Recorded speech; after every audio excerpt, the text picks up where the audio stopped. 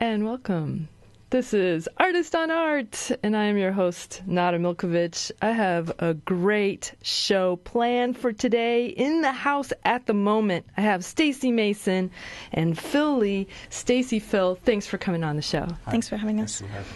Stacey and Phil continue on our month-long journey of the digital arts and new media graduating students this year, the MFA exhibition and celebration that is happens every year, and this year it is May 1st through 4th, and that's the, again, MFA, Digital Arts and New Media exhibition. This year it's called Undercurrents.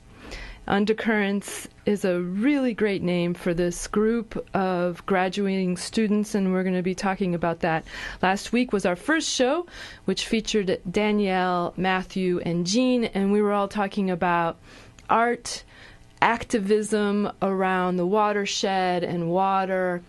And this week, even more close to my heart, we're going to be talking about video games and art and interactive storytelling and all that wonderful stuff. Later on in the show, we're going to have John Mahorder.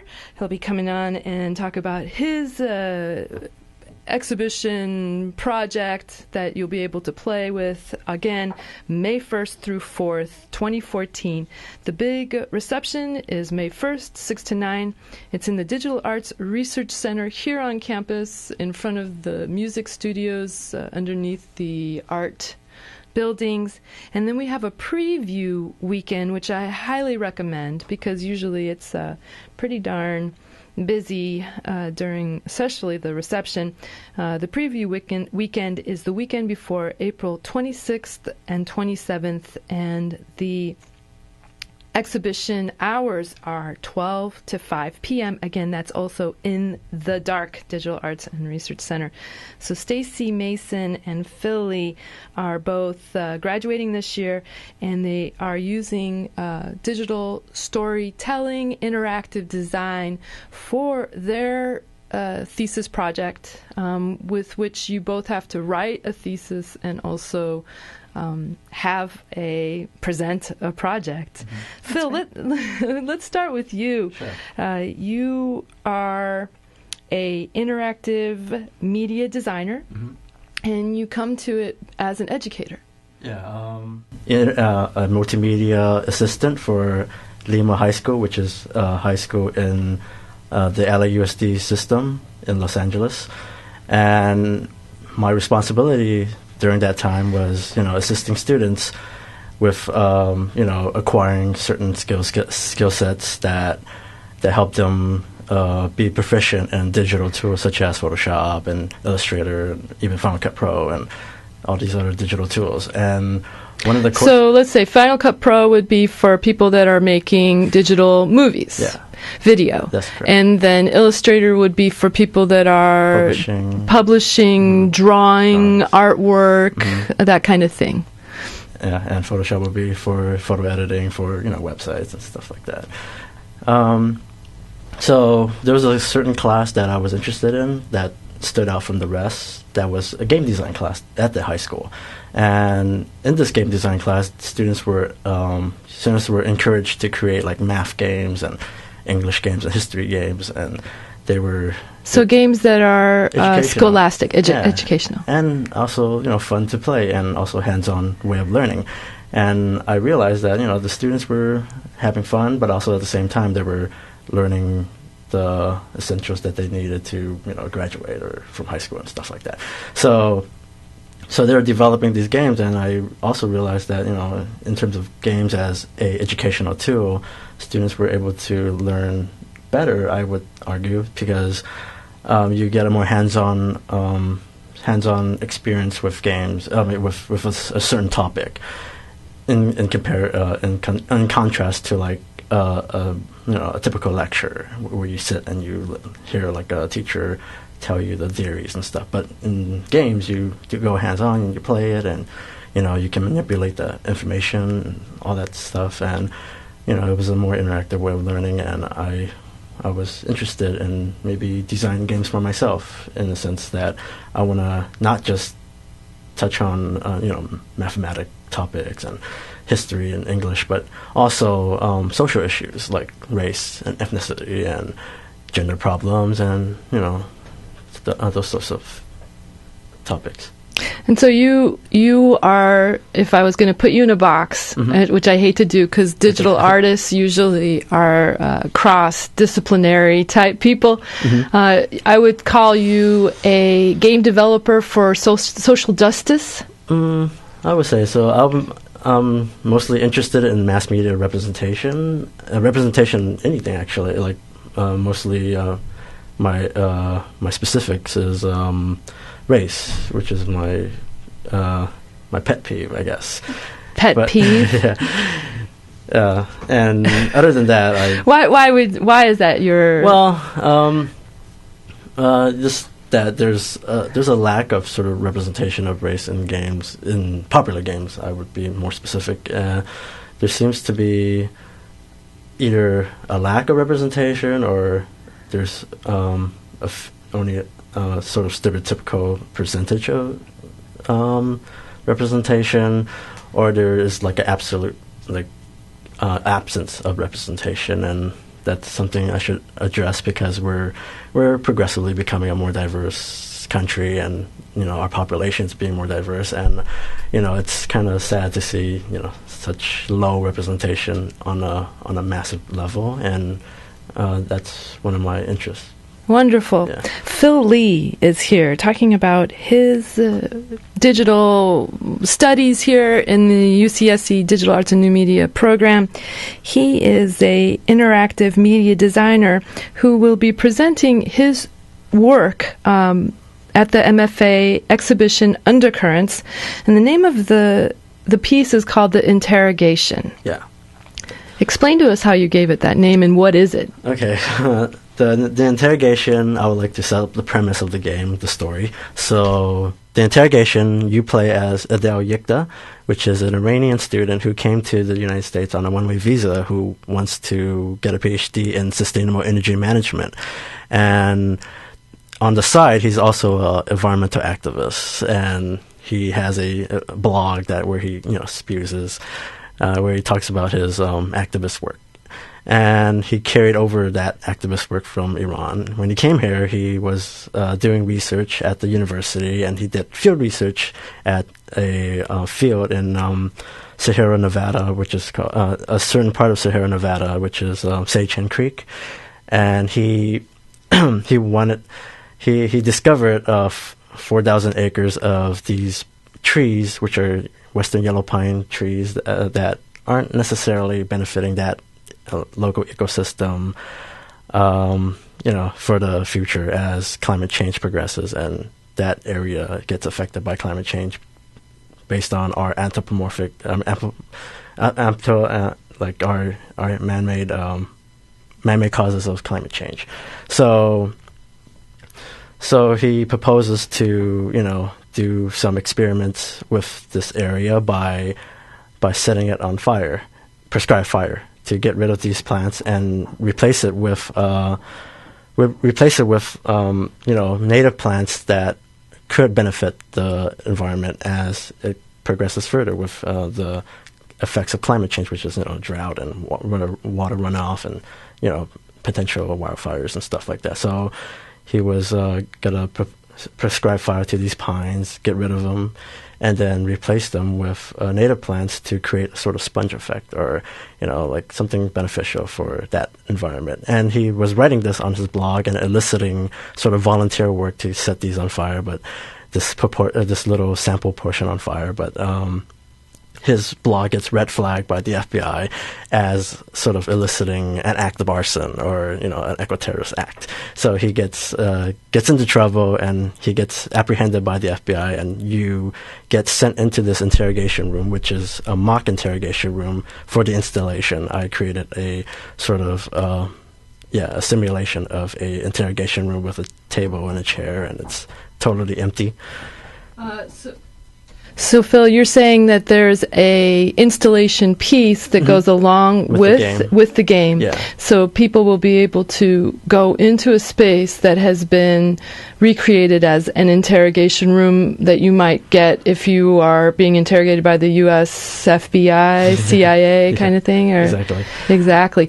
And so when I go into this room that will be in the Digital Arts and Research Center, will there be a way for me to play this game? Yeah, when you enter this room, there will be a table, and there will be a set of buttons on the table, and you have a chair, and you're facing a wall, which is a false wall that turns into the game, which I have a short throw projector in the back of the projection screen, and then the game will come on from the screen, and then the room becomes a sort of mock interrogation room where it sort of extends into the digital. Wow. So this is Phil Lee talking about his digital interactive installation and video game called The Interrogation, which you will be able to play with yourself on May 1st through 4th, as well as April 26th and 27th at the current or about to happen Digital Arts and New Media MFA exhibition. This year it's called Undercurrents. Phil Lee, if people would like to take a look at your work, you can go to ply1.net. Yeah, that's correct. We're going to take a quick little moment to regroup, and we'll be back with the Digital Arts and New Media students, Stacey Mason and Phil Lee. Stay tuned, everybody. That was a really quick little break. We're back. Phil Lee, L-Y, is here on Artist on Art. He's talking about his video game and installation called The Interrogation. Phil, we're going to talk a little bit about how you made the game, but I want to first ask you what got you the idea. Oh, well, there's a few reasons for this, a few inspirations, like about 3. So the first one was my own experience, and the other one is, Wait, your own experience? Yeah. Have you been interrogated? Well, since now I should disclose it. Yeah. You don't have to disclose anything. But you have some familiarity, I have some too. familiarity. I'm sorry to hear that. No, I have some experience with it, and, it was something that I would remember, and I wanted to take that experience and something that's relative to other people's experiences, because what happened was that the other inspiration for this design, for this game was, I had like a sort of informal interview with other students who have encounters with law enforcement, and they have their own stories. I have my own story. We kind of share these stories together in this little private space that we have, and then I realized that you get to understand someone's experiences more in depth when you get to share these experiences with each other, and we get to better empathize with their experiences and their identity in general, and that inspired me to make a game out of it, because my experience is not, like, I would not say it's totally unique, but it does happen on a certain level, and it should be addressed, and I want to create a game that addresses that topic.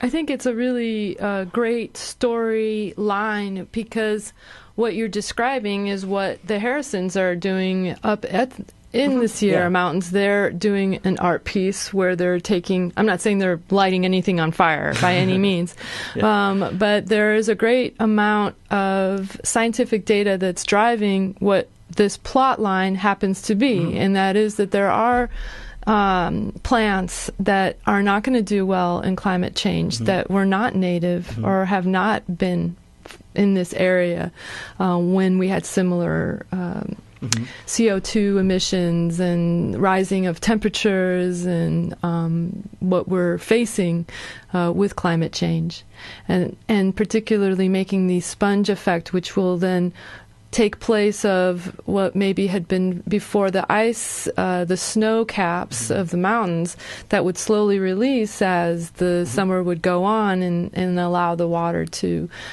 drift down through streams and rivers.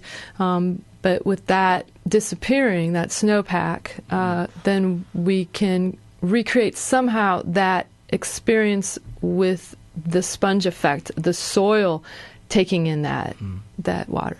Yeah.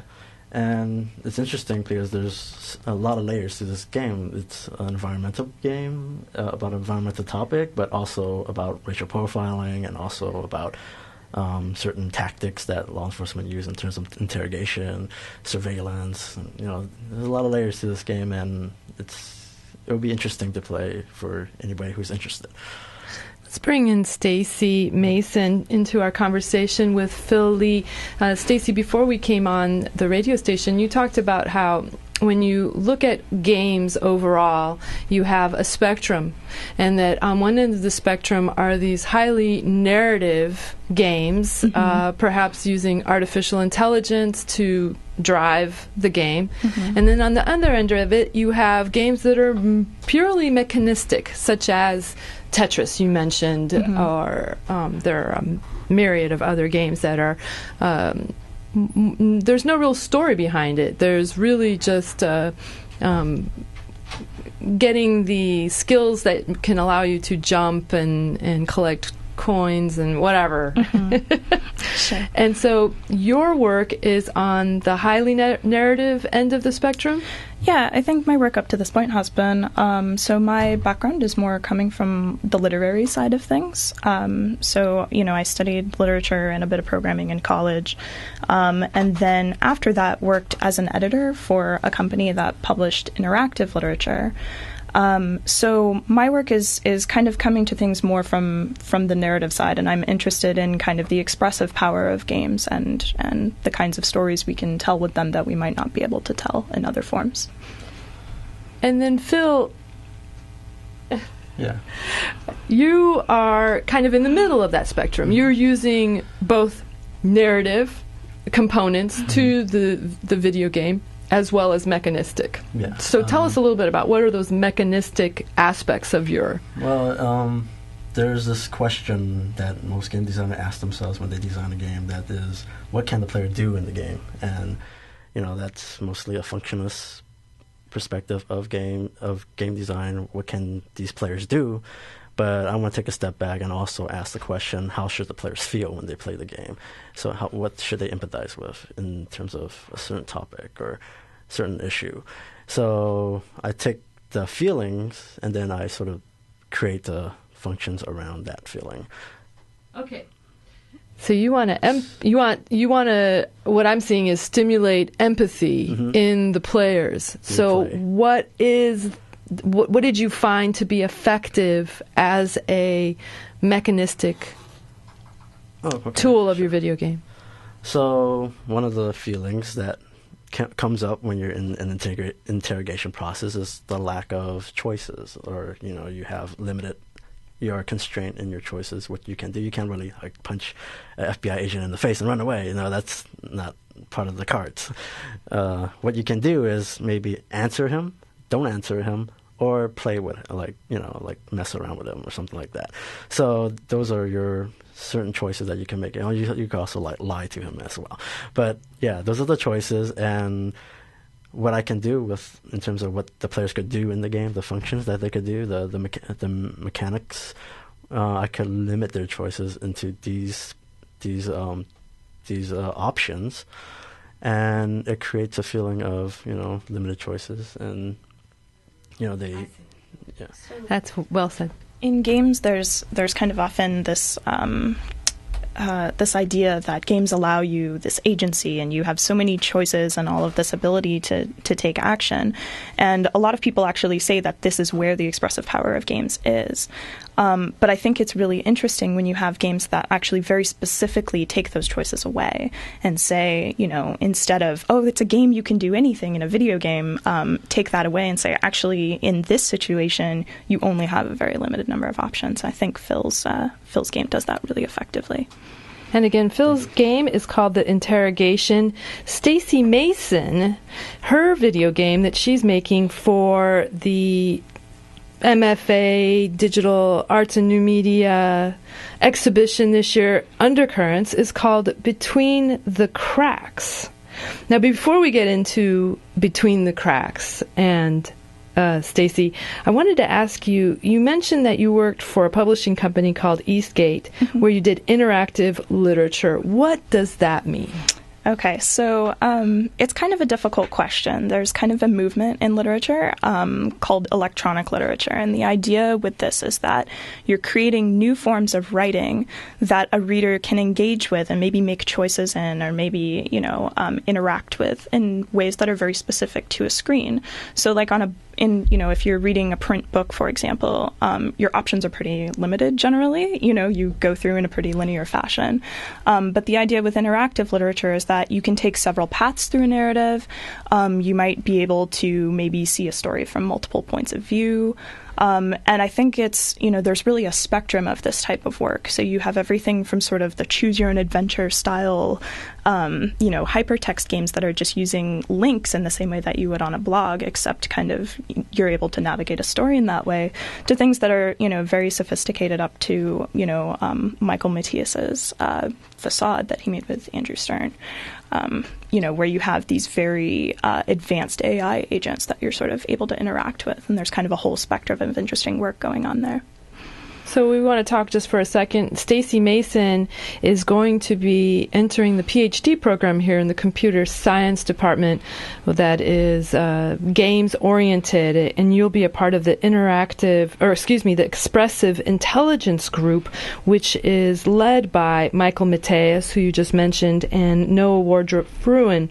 Michael Matthias created a game back in 2006 called Facade, which many considered one of the first actual it had a generator, artificial intelligent type textual generator. And so basically the game is you are invited over to an apartment where there's a couple, and through the course of this evening where there's dinner and that kind of thing, the couple can you're having conversations with them, and the couple could be breaking up, on the verge of breaking up. They could be talked out of being broken up, and it's a part of the game as to how you want to interact with these characters, and then how those characters interact back with you. Exactly, and the way you interact with them could potentially change the outcome of the story, if you're leading one character toward a decision or another. So, yeah. And you can actually be kicked out, which happened to me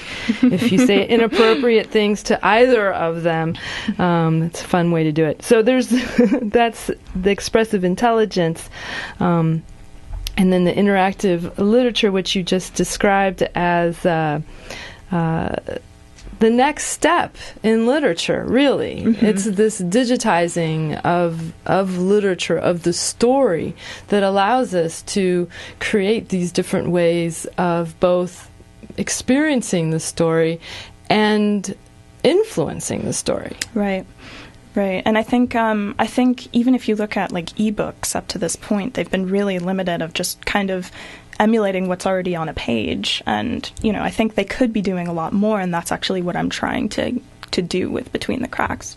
That's great. I do enjoy, like, let's say Kindle Fire or these other programs that you can put on your smartphone or smart tablet, where it's a simple interactive interface. But for me, it's been great is you can actually highlight a word and the dictionary will pop up for you, and it will describe what that word is, or give you the origins of the word.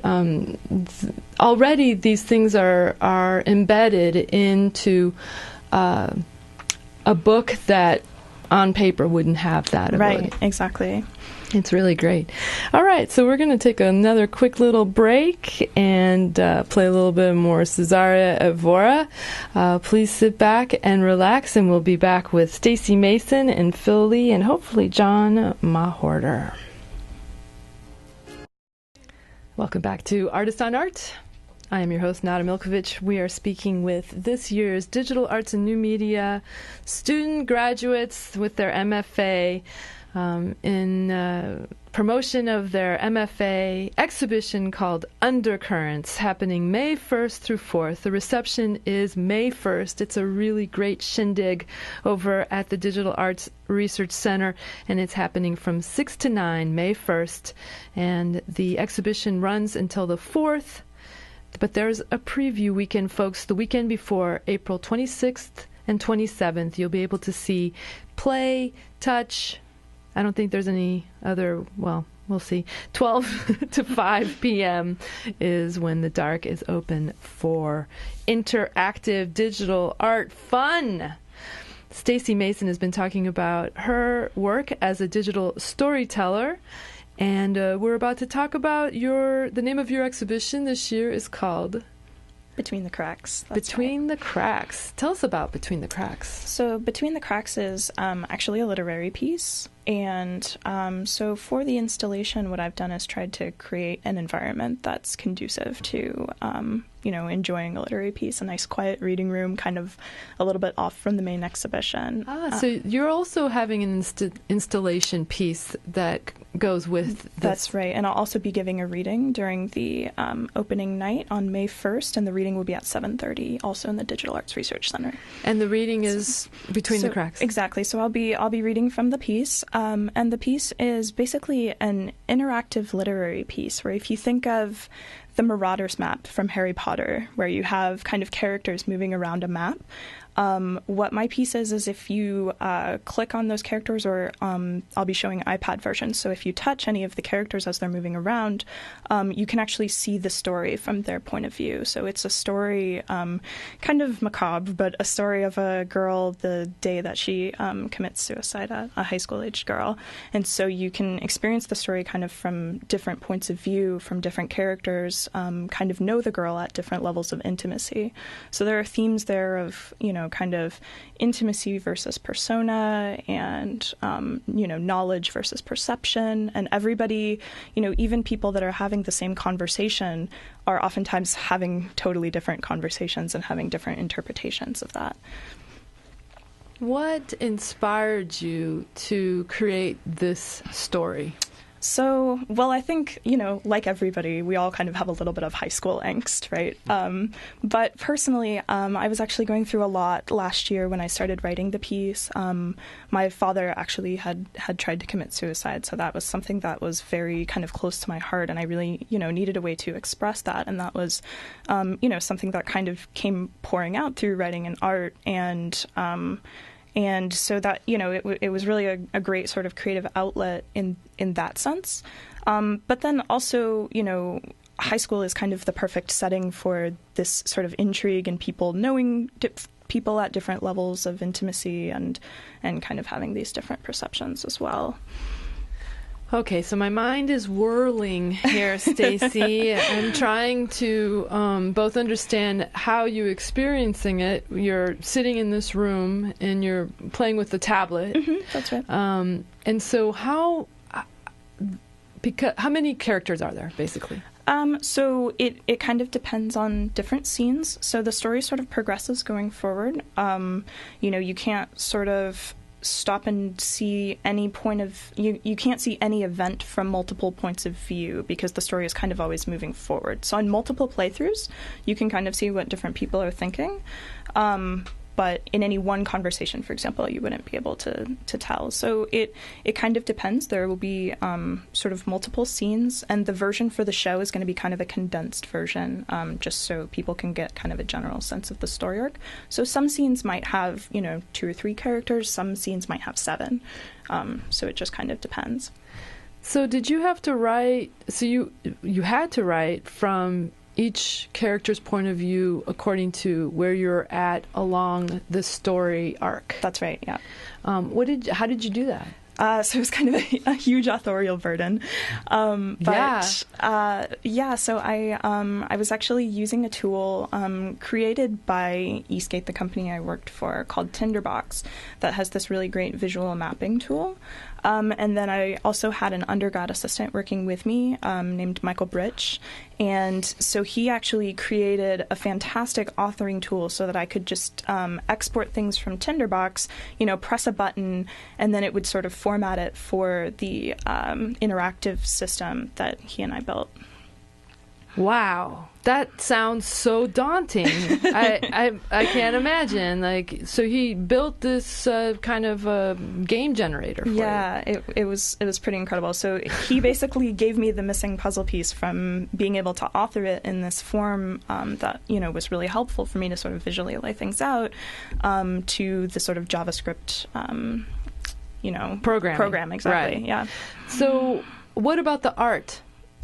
So visually, it's actually pretty minimal. I was going for something that, you know, would very much look like an ebook. So it's got sort of the skeuomorphic, like, center, you know, spine in the frame.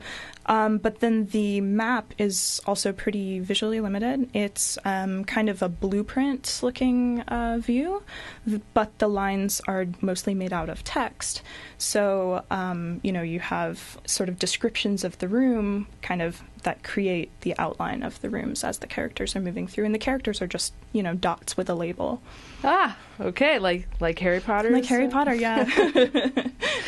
And if somebody was interested in seeing your work, Stacey, they could go to staceymason.net, and that's Stacey, S-T-A-C-E-Y, Mason.net.